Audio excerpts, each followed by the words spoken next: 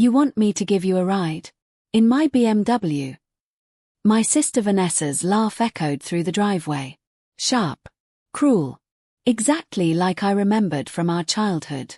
Your car finally died, didn't it? She adjusted her designer sunglasses. I told you that piece of junk wouldn't last. I stood there holding my broken phone, my old sedan silent in the garage with a dead battery. I just needed a ride to work. One simple favor. Please, Vanessa. It's just 15 minutes. She checked her reflection in her side mirror. I'm not showing up to Sterling Industries with you in my car. What would people think? That I associate with, well, you. Her words hit like physical blows. Besides, she continued, you should have planned better. That's always been your problem. No foresight. No ambition. Just coasting through life in your little administrative job. She started her engine. Maybe walk. The exercise would do you good. She drove away, leaving me standing in the morning heat. Humiliated. Angry. Done. I walked past the bus stop toward the sleek glass building 3 blocks away. Sterling Industries towered above me. My company. The one Vanessa had no idea I owned. I spent the entire day replaying that moment. Her laugh. Her dismissal. Her assumption that I was beneath her. It wasn't the first time. Growing up, Vanessa was the golden child. Beautiful, confident, always the center of attention. I was the quiet one. The forgettable one. When she landed a sales position at Sterling Industries 2 years ago, she couldn't stop bragging. Finally, a real career at a prestigious company, she'd announced at family dinner. I'd smiled and congratulated her. What she didn't know was that I'd founded Sterling Industries 5 years earlier. I'd built it from nothing, grown it to 200 employees, and maintained complete anonymity by operating through a management team. The board knew. My executive staff knew. But I preferred working behind the scenes, away from attention and ego. Vanessa thought I worked in administration at some small firm downtown. I'd never corrected her. Why would I? She never asked about my life anyway. But today changed everything. Today, she'd crossed a line. I pulled up the Sterling Industries job portal on my laptop. An opening in sales. Entry level. Perfect. I submitted the application using my middle name, Jordan Blake instead of Jordan Vanessa Blake. My HR director, Patricia Oakes, called me personally when she saw it. I noticed an application came through with your name. Is this some kind of test? Not exactly, I said. Process it normally. Schedule an interview. Don't tell anyone who I am. Patricia paused. May I ask why? Personal reasons. I need you to trust me on this. Of course. But if someone recognizes you, they won't. I've only met the executive team. I've never been on the main floor where she works. Patricia agreed, though I heard the concern in her voice. 3 days later, I received an interview invitation. I showed up in simple clothes. No designer labels. No expensive jewelry. Just plain professional attire that made me look forgettable. The interview went smoothly. I downplayed my skills just enough to seem competent but not threatening. When can you start? The hiring manager asked. Monday. Welcome to Sterling Industries. I walked out of that office knowing phase 1 was complete. Vanessa had no idea what was coming. Monday morning arrived cold and grey. I walked into Sterling Industries at 8:47 a.m., carrying a simple bag and wearing clothes Vanessa would definitely mock. The main floor buzzed with activity. Cubicles stretched across the open space. Conference rooms lined the walls. And there she was.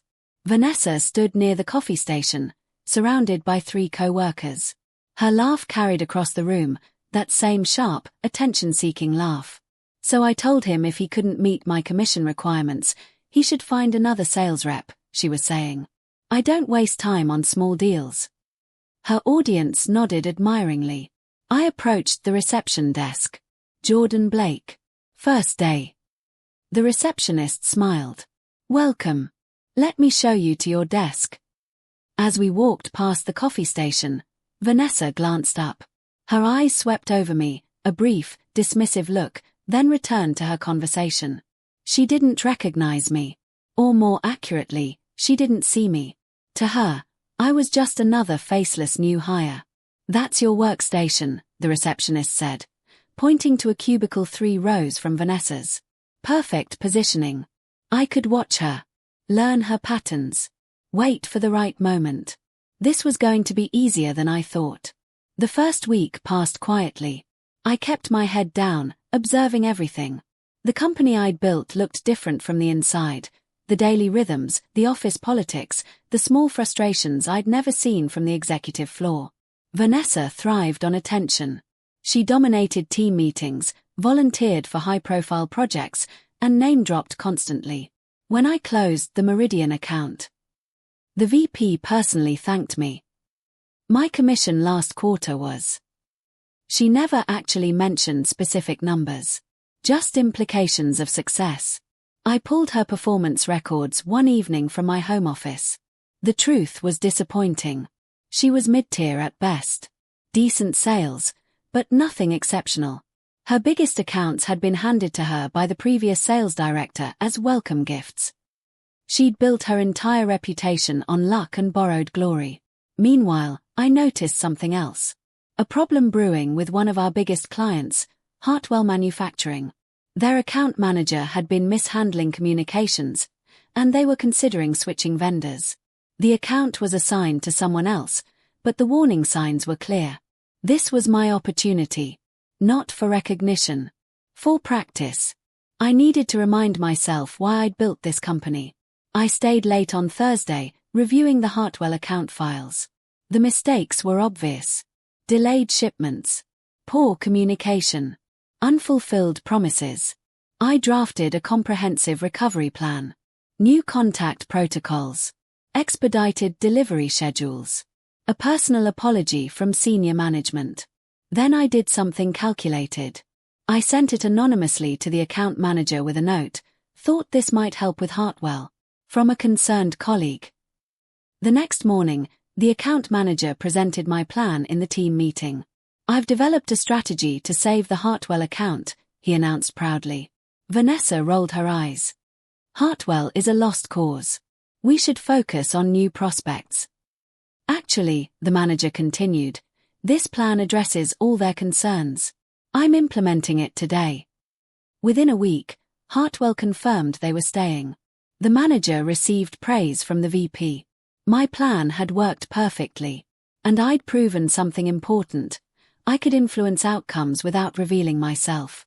Vanessa noticed the success but never connected it to the quiet new hire 3 rows away. She was too busy taking credit for her own mediocre deals. I smiled and returned to work. Vanessa's paranoia started subtly. "Does anyone else feel like something's off?" she asked during lunch. "Like someone's watching?" Her friend Taylor laughed. "You're being dramatic." "No, seriously. I had this proposal ready, and then Kyle suddenly presented almost the exact same approach. How did he know? Maybe great minds think alike." Vanessa frowned. "Or maybe someone's stealing ideas." I ate my salad quietly at the next table, listening. She was sensing the shift. The small ways I'd been influencing projects, guiding outcomes, protecting the company I'd built. But she couldn't identify the source. That evening, I received another opportunity. The VP's assistant mentioned in passing that Vanessa had been assigned the Crawford account, a major potential client worth $300,000 annually. I pulled the Crawford file. Red flags everywhere. The company was financially unstable, with 3 lawsuits pending. They'd likely default on payments within 6 months. Vanessa hadn't done her research. She just saw the big number and jumped. I sent an anonymous tip to the finance department, recommend credit check on Crawford Industries before contract signing. 2 days later, the deal was blocked. Vanessa exploded. "Who sabotaged my account?" No one answered. Because no one knew. The company newsletter featured employee highlights every month. I'd never paid attention to it before. But when Patricia showed me the draft, I saw an opportunity. "Feature my work on the Hartwell recovery," I suggested. Give credit where it's due. Patricia looked confused. But you submitted that anonymously. Exactly. Now I'm ready for recognition. Small steps. The newsletter went out Friday morning. Asterisk special recognition to Jordan Blake for strategic consultation on the Hartwell Manufacturing account recovery. Excellent problem solving and client relations. Asterisk. Vanessa read it at her desk. I watched her eyes narrow. Who is Jordan Blake? She asked Taylor. New hire. Started a few weeks ago. Quiet girl, 3 rows back. Vanessa turned, scanning the cubicles. Her gaze passed over me, lingered briefly, then moved on. She still didn't really see me. I've never even heard of her, Vanessa muttered. How did she get involved with Hartwell? Maybe she's just good at her job. Taylor suggested. Vanessa's jaw tightened. We'll see about that. That afternoon, she volunteered to lead a presentation for a new prospect. She was feeling threatened. Good. Threatened people make mistakes. And I was counting on it. The presentation was scheduled for Tuesday morning. Vanessa spent 3 days preparing, bragging about how she'd show everyone what real sales talent looks like. Monday night, I reviewed her presentation file. She'd left it open on the shared drive with minimal security. It was a disaster. Wrong pricing structure. Outdated product information. Promises we couldn't fulfill. If she delivered this presentation, we'd lose the client and possibly face legal issues for misrepresentation. I had 2 choices, let her fail publicly or save the company I'd built. The company always came first. I sent Patricia a detailed message outlining the problems, marked urgent. Tuesday morning, 15 minutes before the presentation, Patricia pulled Vanessa aside. We need to postpone. There are significant errors in your proposal. Vanessa's face flushed red. What errors? Pricing is incorrect. Product specifications are outdated. Legal reviewed it and found several liability issues. That's impossible. I triple-checked everything. Nevertheless, we can't present this. Jordan Blake flagged the issues last night. Vanessa spun toward my cubicle. She what? She reviewed the shared files and noticed the problems. She may have saved us from a major lawsuit. Vanessa marched over to my desk, fury radiating from every pore. You sabotaged me. I looked up calmly. I saved the company. There's a difference. The tension between us became office gossip. Did you hear about Vanessa and the new girl? Apparently Jordan found major mistakes in her presentation. Vanessa is furious. I ignored it all, focusing on my work.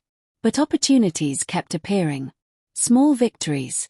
A rescued contract here. A improved process there. Each one earned quiet recognition from management. The VP started noticing my name in reports. This Jordan Blake, he mentioned in a meeting I wasn't attending. Patricia told me later, she's got sharp instincts. Keep an eye on her for advancement. Vanessa heard about it through the office grapevine. She cornered me by the copy machine. What's your game? I don't have a game. I'm just doing my job. Nobody is this good this fast. You're up to something. I met her eyes. Or maybe you're just not as exceptional as you thought. Her hand clenched around her coffee cup. You have no idea who you're dealing with. Actually, I said softly, I think I do. She stormed away. That afternoon, the VP requested a meeting with me. Finally, things were accelerating. The rivalry became open warfare. Vanessa started undermining me in team meetings, questioning my suggestions, dismissing my ideas. Jordan's approach is too cautious, she'd say. We need bold strategies, not timid proposals. I never argued, never defended myself. Instead, I let my work speak. When Vanessa proposed an aggressive expansion into a new market, I quietly compiled data showing why it would fail. I sent it to the finance director. The expansion was rejected. When she tried to poach one of my client relationships, I'd already secured their loyalty with exceptional service. Every move she made, I countered. Not loudly. Not dramatically. Just effectively. The executive team started inviting me to strategy meetings. Jordan has valuable insights, they explained. Vanessa wasn't invited. One afternoon, a black car pulled up outside, a potential investor the company had been courting for months. Vanessa saw it first. She rushed to greet them, all charm and confidence. I watched from my desk. Then my phone buzzed. Patricia, the investor is here. Executive conference room in 5 minutes. You're needed. I stood, grabbed my tablet, and walked past Vanessa, who was still in the lobby, trying to insert herself into the conversation. I'm sorry, the receptionist was telling her, but they've requested a private meeting with senior staff. Vanessa's face was priceless. The investor meeting lasted 3 hours. I presented market analysis, growth projections, and strategic recommendations. The investor asked sharp questions. I answered each one precisely. Impressive, he said finally. Your team clearly knows what they're doing. The VP nodded. Jordan has been instrumental in our recent success. After they left, the VP pulled me aside. You're wasted in that cubicle. We need to talk about your future here. I appreciate that, I said carefully. But I'm not ready for a big promotion yet. I'm still learning the company culture. He looked surprised but nodded. Fair enough. But we're watching you. I returned to my desk to find Vanessa waiting. How did you get into that meeting? She demanded. They invited me. You've been here less than 2 months. I've been here 2 years, and I've never been in a meeting with investors. Maybe they value different skill sets. Her eyes narrowed. You think you're so smart. So superior. But I'm going to figure out what you're really up to. Good luck with that, I said. She walked away muttering threats. That night, I checked the security logs. She'd tried accessing my personnel file. Patricia had blocked her, but the attempt was noted. Vanessa was getting desperate. I learned through Patricia that Vanessa was planning something unethical. She'd been talking to a competitor, offering to share Sterling Industries' client list in exchange for a signing bonus if she jumped ship. Corporate espionage. Breach of contract. Grounds for immediate termination. But I needed proof. Set up a meeting, I told Patricia. Tell Vanessa you're worried about her performance and want to discuss her future. Record it. That's legal. She'll be on company property, discussing company business. We're a one-party consent state. Patricia scheduled the meeting for Thursday. Wednesday afternoon, Vanessa approached me unexpectedly. I need your help with something, she said. I looked up, surprised. With what? There's an opportunity. Big money. But I need someone technical to help pull it together. Someone who won't ask questions. My pulse quickened. What kind of opportunity? A company wants information about our client base. Willing to pay good money. We could split it. Nobody would ever know. She was actively recruiting me to commit corporate espionage. Unbelievable. How much money? I asked, playing along. 10,000 each. Maybe more if the information is detailed. I pretended to consider it. When do you need an answer? Soon. This week. Let me think about it. She smiled. I knew you were smart. I had everything I needed. I played along perfectly. I'm in, I told Vanessa the next day. But I need details. Who's the buyer? What exactly do they want? She laid it all out. The competitor company.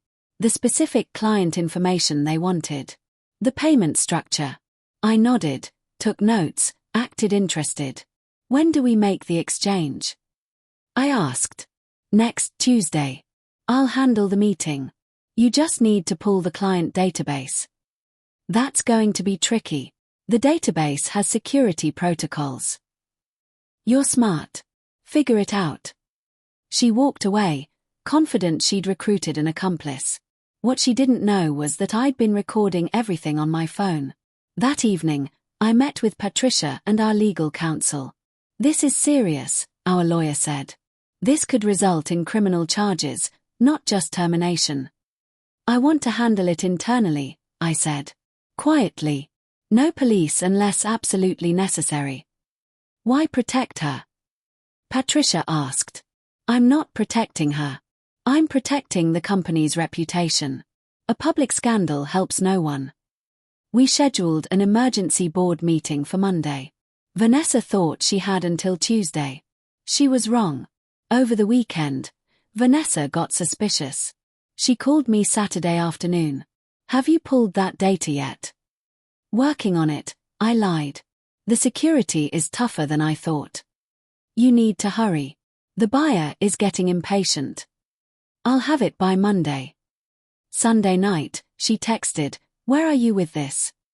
I didn't respond. Monday morning, she cornered me before I even reached my desk. Did you get the files? We need to talk, I said quietly. Privately. Her eyes narrowed. Why? Not here. Conference room C 10 minutes. She agreed, though suspicion radiated from her. I walked to the executive floor, my heart pounding. The board was assembled.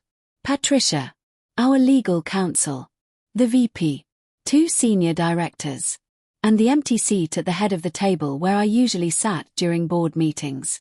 I took my place. When Vanessa walked in 5 minutes later, she froze. What is this? Sit down, Vanessa, I said calmly. She looked around the room, recognition slowly dawning on her face. Wait. You're in the wrong meeting. This is executive. I'm exactly where I belong. Sit down. She sat, confusion and fear mixing on her face. Let's talk about Tuesday's plan, I said. Her face went white. I don't know what you're talking about, Vanessa stammered. I nodded to Patricia, who played the recording. Vanessa's voice filled the room. A company wants information about our client base. Willing to pay good money. Every incriminating word. Every detail of her plan. The board members' faces hardened. When the recording ended, silence pressed down like a weight. This is entrapment. Vanessa shouted. You set me up. You approached me, I said calmly. You proposed illegal activity. You recruited me to commit corporate espionage. It was just talk. I wasn't actually going to. You contacted Brooks and Associates 3 times last week, our lawyer interrupted. We have phone records. You negotiated payment terms. You scheduled the data exchange for tomorrow. Vanessa's mouth opened and closed. No words came out. Here's what's going to happen, I continued. You're going to resign. Effective immediately. You'll sign a non-disclosure agreement and a non-compete clause.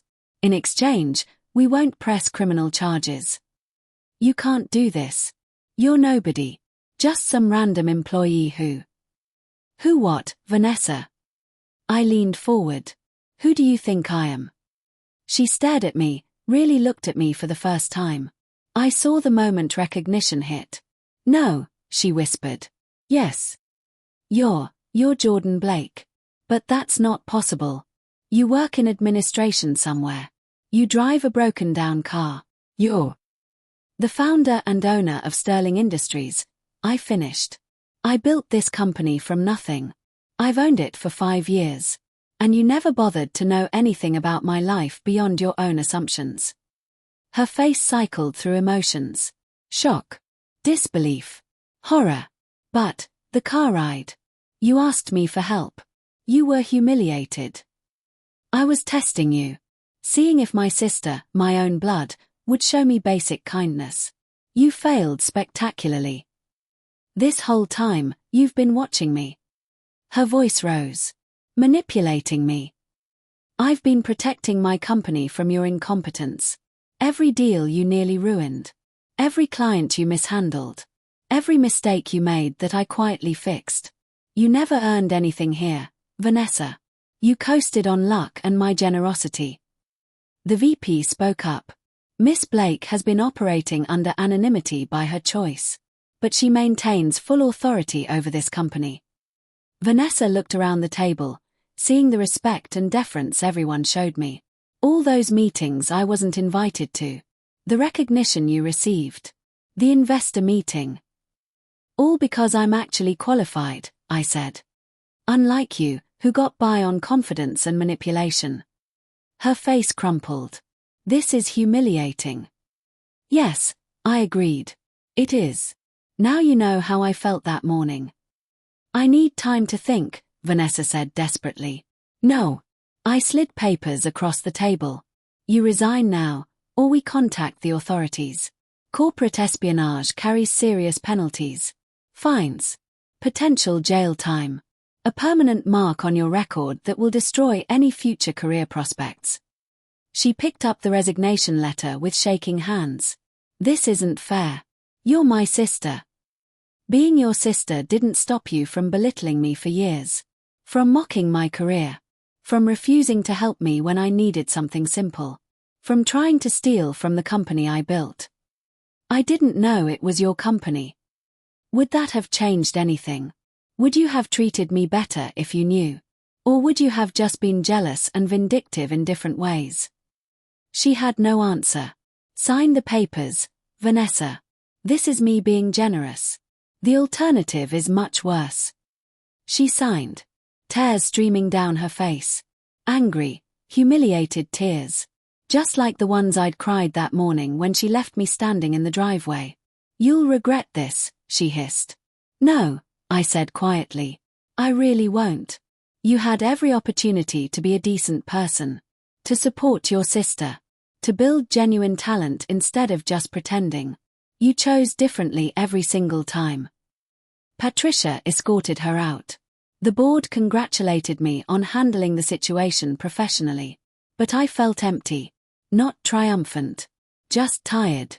Word spread quickly through the office. By lunch, everyone knew Vanessa had resigned.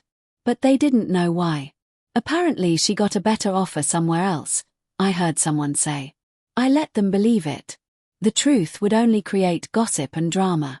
Better to let it fade quietly. But I started making my presence known differently. In meetings, I introduced myself fully. Jordan Vanessa Blake, founder and CEO. The shock on people's faces was worth it. You've been here the whole time? Someone asked. I wanted to understand my company from the inside. See what worked and what didn't. You all taught me valuable lessons. I restructured some policies. Improved communication channels. Addressed issues I'd noticed during my time on the main floor. The company grew stronger. And I finally felt like I was truly leading it, not just owning it from a distance. 2 weeks after Vanessa left, I received a text from her. I know what you did. You humiliated me. Destroyed my career. I'll never forgive you. I read it twice, then deleted it. She still didn't understand. Still saw herself as the victim. Some people never learn. The next crisis came faster than expected. A major client, Wellington Corp, threatened to leave. Their account manager had been one of Vanessa's friends, and without her, he'd become lazy and negligent. I called an emergency meeting. We're going to lose Wellington unless we act immediately. I need solutions, not excuses. My team scrambled. Proposals flew. Ideas bounced around the conference room. I listened to everything, then made a decision. I'll handle Wellington personally. Patricia, schedule a meeting with their CEO. I want our full executive team present. We're going to show them why Sterling Industries is worth staying with. The meeting happened 3 days later. I presented a comprehensive plan. Improved service. Dedicated support. Better pricing. And a personal guarantee of my direct involvement. You understand, Wellington CEO said, we've been considering Brooks & Associates. They've made attractive offers. Brooks & Associates can't match our quality or our commitment. I built this company on relationships and results. Let me prove that to you. We negotiated for 2 hours. Finally, he extended his hand. You've convinced me. We'll stay. Relief flooded through me. After they left, my team celebrated. That was incredible, the VP said. You saved $1 million account. We saved it together, I corrected. But I knew the truth. If I'd stayed hidden, Wellington would have left. Sometimes leadership means stepping into the light. I started receiving recognition requests. Business Magazine wanted an interview. Young female entrepreneur builds successful firm. Industry conferences requested me as a speaker. Professional organizations offered awards. I accepted selectively. Not for ego. For strategy. Every public appearance built Sterling Industries' reputation. Every interview attracted better clients. Every award validated our work. My success became proof that talent and hard work mattered more than connections or appearances. The company thrived. We expanded to 2 new cities. Hired 50 more employees. Increased revenue by 38%. I finally felt like the CEO I'd always been on paper. Meanwhile, I heard through mutual friends that Vanessa was struggling. No company would hire her. Her reputation had somehow gotten tarnished, though I'd been careful not to spread details of her misconduct. She blamed me publicly. My sister sabotaged my career out of jealousy. The irony was painful. She still couldn't accept responsibility for her own actions. Part of me felt guilty. She was family, after all. But a larger part remembered that morning. Her laugh. Her cruelty. Her complete lack of empathy. She'd made her choices. Now she lived with them. 6 months after Vanessa left, she called me. I almost didn't answer. "What do you want?" I asked. "I need your help." Her voice was small. Defeated. "With what?" "I can't find work. Nobody will hire me. I'm running out of money." "Have you considered that maybe you need to actually develop real skills instead of relying on charm and connections?" Silence. "I was wrong," she said finally. "About you. About everything. I treated you terribly, and I'm sorry." I wanted to believe her. She was my sister. But I'd heard hollow apologies before. "What exactly are you sorry for?" "For mocking you. For dismissing your career. For trying to steal from your company. For everything. Do you understand why what you did was wrong? Or are you just sorry because you got caught?" Long pause. "Both. Probably. I don't know. I'm lost. Jordan. I don't know who I am without the success and status." That, at least, sounded honest. "I can't give you a job at Sterling," I said. "That bridge is burned." "I know. But I can refer you to a recruiter. Someone who can help you find legitimate work. If you're serious about changing." "I am. I promise." "Vanessa, promises are easy. Actions matter. Prove it." I gave her the referral. Whether she used it was up to her. 3 months later, Vanessa called again. "I got a job." "Congratulations." "It's entry level. Receptionist at a consulting firm. But it's honest work, and I'm good at it." I heard something in her voice I'd never heard before. Humility. "I'm proud of you," I said. "Really? Really? Starting over isn't easy. It takes courage to rebuild from nothing." "You did it. Built an entire company from nothing. I never appreciated that." "Thank you." We talked for 20 minutes. Really talked. Not the surface-level competition we'd always had, but genuine conversation. When we hung up, I felt something shift. Not forgiveness exactly. Not yet. But maybe the possibility of it. Maybe someday we could be actual sisters instead of rivals. For now, this was enough. A week later, I attended a business luncheon. The speaker introduced me. Jordan Blake, founder and CEO of Sterling Industries, one of our region's fastest-growing companies. Applause filled the room. I stood, looking at the faces around me. Respect. Admiration. Recognition. Everything I'd worked for. Everything I'd proven. Not to Vanessa. Not to anyone else. To myself. The annual company celebration arrived. My favorite event. Everyone gathered in the main ballroom of a downtown hotel. Music played. Food circulated. Awards were distributed. I gave a speech thanking the team for their hard work. Sterling Industries succeeds because of each of you. Your dedication, your creativity, your commitment to excellence. I'm honored to work alongside such talented people. More applause. After the formal program, employees approached me, asking questions, seeking advice, sharing ideas. I listened to each one, offered guidance where I could, learned from their perspectives. This was why I'd gone undercover initially, to understand these people, their challenges, their dreams. Now I led them better because I knew them. Patricia pulled me aside. There's someone here who'd like to speak with you. I turned. Vanessa stood by the entrance, uncertain.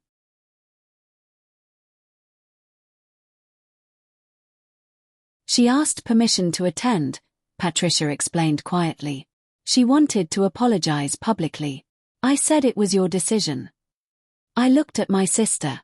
She'd lost the arrogance that used to define her. She looked smaller somehow. Genuine.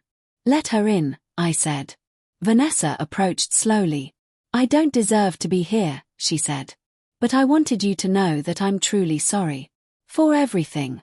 You built something amazing, and I tried to destroy it because I was jealous and insecure. That was unforgivable. The room had gone quiet. Everyone watching. You're right, I said. It was unforgivable. But I'm going to forgive you anyway.